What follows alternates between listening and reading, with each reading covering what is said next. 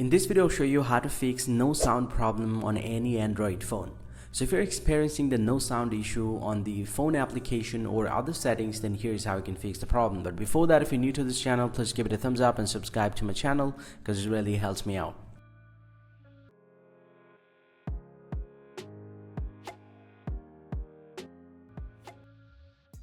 Also, now to fix this, first thing first, open up the settings app from your phone and then scroll down to the sounds and vibration and make sure the media, ringtone and alarm volume is set to high.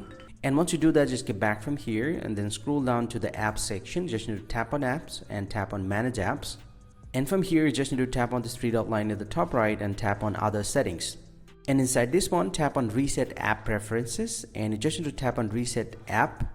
And you're pretty much good to go. Just get back from here and restart your phone once. And once you do this process and get back, most likely your problem is going to be solved and your no sound problem will be fixed. Hope you find this pretty helpful, guys. If you do, please drop a like and subscribe to the channel. See you guys around and thank you very much for watching.